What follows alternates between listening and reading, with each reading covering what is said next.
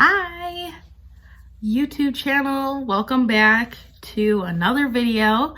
Today is a little different. I am doing a sit down video and I am going to be doing this requested video for interview tips for becoming a medical receptionist. So you applied, they called you back, they want to do an interview. What now? So obviously, if you want the job, take the interview, duh. And then you're gonna want to, I Google sometimes interview questions for medical field or whatever. I don't think I looked up medical receptionist.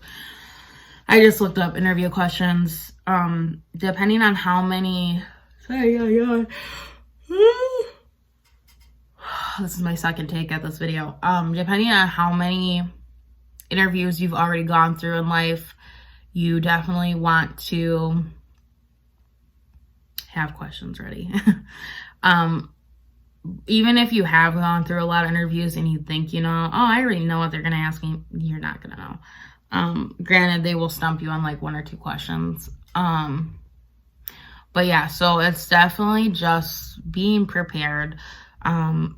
I go over my resume as well because sometimes they'll ask you questions about that. So maybe even have it in front of you or with you. For me, my interview was online. I was at home. So I don't know how they're doing it, if they're finally doing in-person interviews now or what's going on with it. But I can tell you it's a lot different than being at home. So you'll also want to just look the part, so you don't have to like put on like a bunch of makeup. Just make yourself look presentable. Don't be looking like you just rolled out of bed. You want to look nice. I think I put on like a little dress and a cardigan when I did my interview. Definitely want to find a good spot for your pets so they're not interrupting your interview.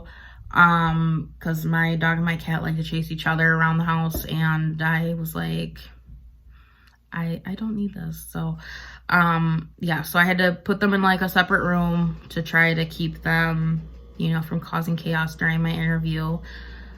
Like I said, just go over questions. Or another good thing too is like, okay, if I were hiring a medical receptionist, what questions would I ask them? That's another good thing. But some key things that I used in my interview question, or like answers, responses, whatever you want to call it, when they ask like, what makes you think that you're the best candidate for this position? Why should we hire you over somebody else? Or however they ask that. I always say, one, I'm an outgoing person. I always like to go above and beyond and help others. I am a very helpful person. I truly am a helpful person. Obviously, you don't want to lie in your interview. Like, if you're not a helpful person, if you're not passionate about patient care, if you're not passionate about the medical field, do not do this job then, because no. Definitely don't go after it for the money, because we do not get paid enough to do what we do. I'm just going to put it out there. We do not get paid enough. Period. And we do a lot.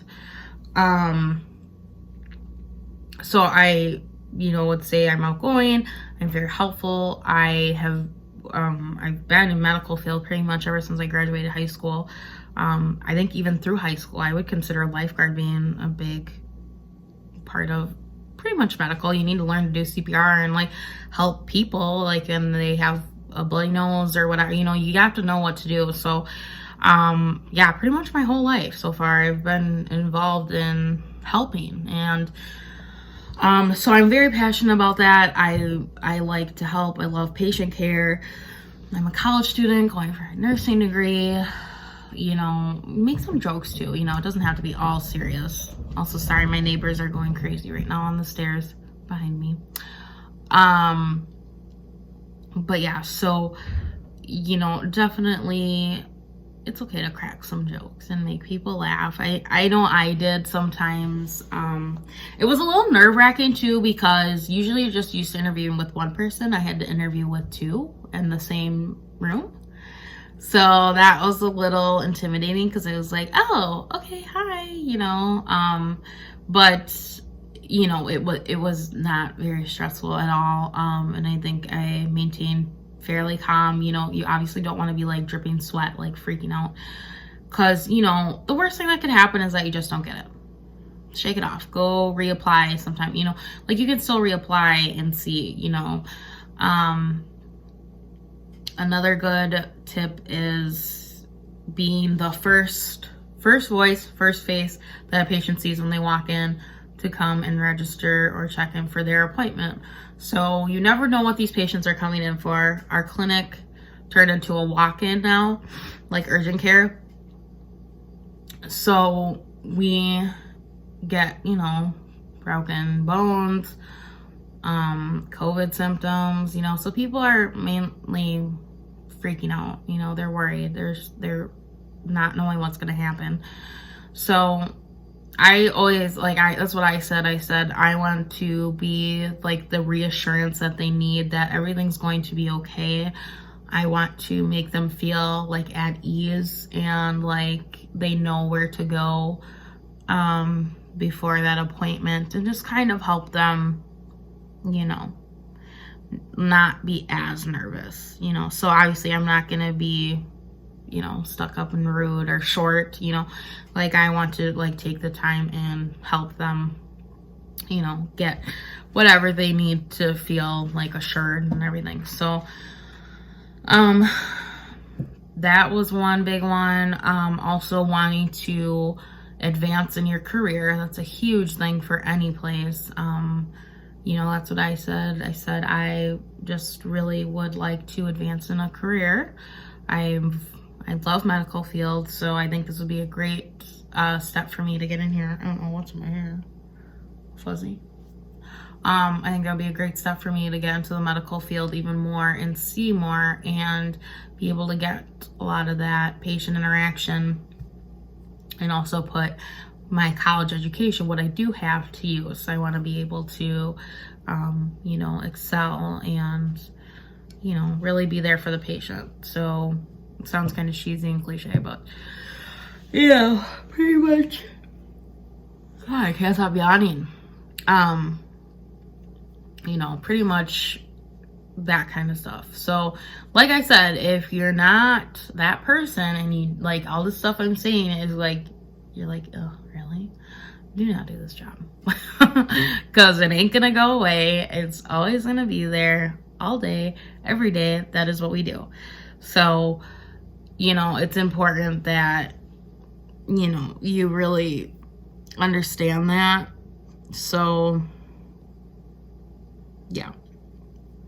But other than that, just go over your resume, you know, because sometimes they'll ask questions about, oh, at this job, you know, whatever, or how at this job did you handle the situation, you know. So obviously if you worked at a fast food place, you're not doing patient care, customer service, but obviously if you work at a nursing home, patient care, you know, definitely like understanding HIPAA violation, that would be a really good thing. Empathy is a great thing. Empathy, not sympathy. I hope everyone knows what that means who's watching this. I hope you know the difference. So, because that is going to be a huge thing in your interview, I believe. And yeah, I think that's really it though. My interview was so long ago, you guys. It was in April already. Was it April or was it in March? I think it might have been in like March. And then I accepted the offer in April. People don't know this already. Never ask about pay in your interview. Like, have questions ready. Like, if you genuinely have any questions, go ahead and ask those questions. But do not ask about pay. Do not ask about benefits. That is for when you get offered the position. That is when you ask those questions. So, you know, obviously if you have those questions, have those ready in case you do get the position, and ask HR those questions. Otherwise, once you start your job, they'll like have all that information for you, and then you can ask. But never ask that stuff in your interview, because like, I know there's some people that do that, and I'm like, That's not okay. Like, that makes, because at that point, that makes it look like you're in it for the money. And like I said, we do not get paid enough. No healthcare employer gets paid enough, employee gets paid enough. I guarantee you, like, all the stuff we have to put up with, we do not get paid enough. You know, but obviously, like, I make a living, I help people, so that's really all I need, and I could care less about the money. But yeah, if you're trying to find some good money, it's not really it. But it's not a bad job. Like, I'm full-time, I have benefits, I get paid time off, you know, vacation, so it's really good. I mean, it's not a terrible job, just, you know, you could do it forever and it would be okay. So, yeah, but that, I think, is all. Have the questions ready. Don't ask about money and benefits. Ask things like, ask things about the clinic or hospital or whatever. Like, like, how many, like, patients do you see? Like, do you think you see, they'll ask you if you're okay in working in an environment that has COVID, because it's all over. Also, I don't know what's on my thumb there. They'll ask you, like, you know, are you okay with that? Because it's all over. So you better say yeah if you really want the job, because it's all over. It don't matter how they try to segregate it or keep it apart. It's there. It ain't going nowhere. So you have to be okay with that, obviously. And it's not like you're not gonna be wearing PPE.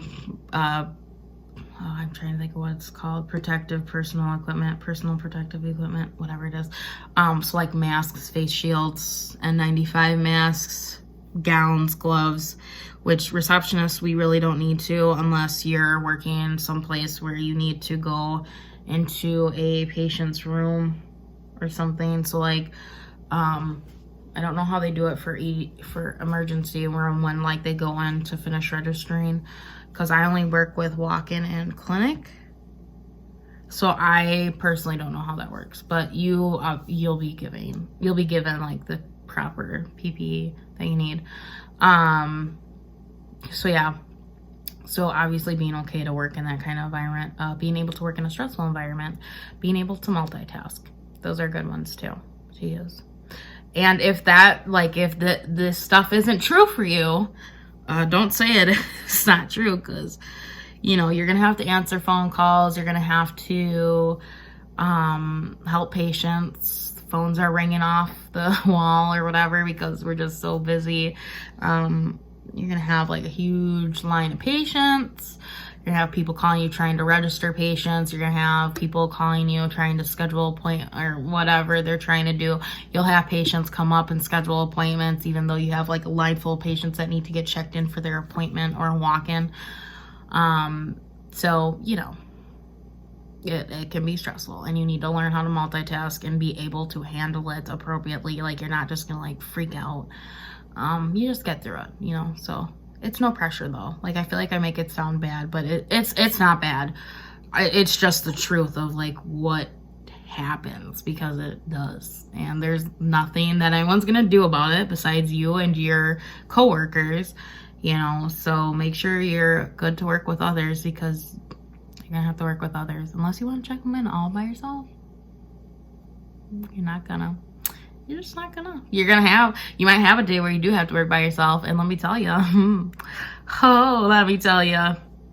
it's a good time. I've had to done that. I've had to do that. So, you know, a lunch break is one thing, but when you have to do a whole day open to close of checking in patients, and it's not fun. You, like, feel like you're ready to, like, break down. So, but no, it's all good. Hopefully this answered questions. I don't know if it did, but those would be my interview tips. Obviously, if you guys have, you know, a better traits or qualities, definitely use them. Like, if you know that like a quick learner, like myself, you know, if you're a quick learner, hardworking, you know, definitely throw that stuff in there. Don't be afraid to like talk good about yourself. You know, I feel like in our world today, in society and stuff, like, you know, some of us that struggle with stuff, we like kind of beat ourselves up and we're hard on ourselves. And it's like, it's okay to like boast about yourself in an interview, you know. Not, I mean, don't take it too far, but you know, it's okay to like say, hey, this is what I'm good at. Like, and they will ask what one of your weaknesses are. So definitely know what a weakness is. And don't be afraid to tell them. Don't be like, oh, I don't have any weaknesses, because then you sound arrogant. So, you know, really sit down and think about what one of your weaknesses is. I'm trying to think of what I said mine was. I think mine was, sometimes I take things personally, because you do, like, you will, I'm not gonna lie, sometimes you will take things personally and you feel really bad. And that's why I also stress, you know, if you have mental issues, if you have mental health, but you love this kind of stuff, definitely make sure you're on the right medication, because if you're not, trust me, you're gonna want medication. Like, you know, sometimes I just, you know, do that, or it's like I overthink, like when something like that happens, like I just take it personally, like even though it's not, but I don't react or anything. But that's just one of my weaknesses, is that sometimes I just think, you know, it's something I did wrong. So, you know, or not taking enough time to take care of myself. You know, like I always go above and beyond. I always take care of other people before I take care of myself. I think that was actually what I used. But yeah, so, you know, cause that sounds good. That sounds genuine, you know, like not like, oh, I suck at math. You know, like you want to sound, you want it to be something that's like, oh, okay, like, yeah, you know, you have a big heart, or like, you know, like you're very caring, you know what I mean? So, yeah, but that's that. So, and don't be afraid to crack some jokes and make them laugh, and try to leave an impression on them. You know, that's what I always go into every interview thinking. I want to try to leave an impression on these people, and I want it to be a good impression, obviously, you know. So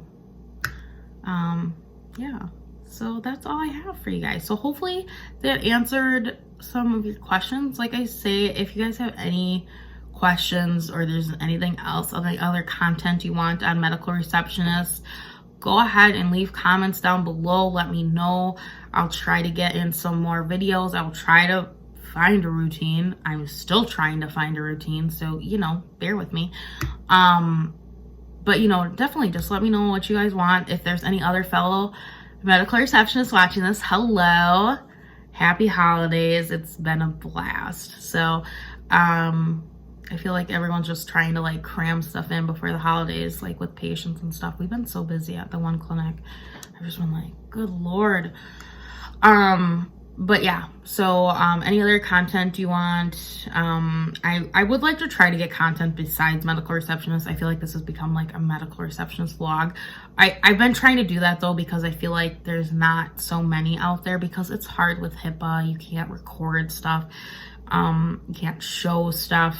But I just wanted to try to like let you guys see kind of what it looks like, as far as, you know, and we really do a lot of stuff behind the scenes. I wish I could show you guys, because like that's a lot. But, you know, another time, another life maybe. But anyways, you guys, that is all I have for now. I hope everyone is staying safe and healthy, and I will be back shortly with another video for you guys. So thank you for watching, and I will see you guys in the next one. Bye.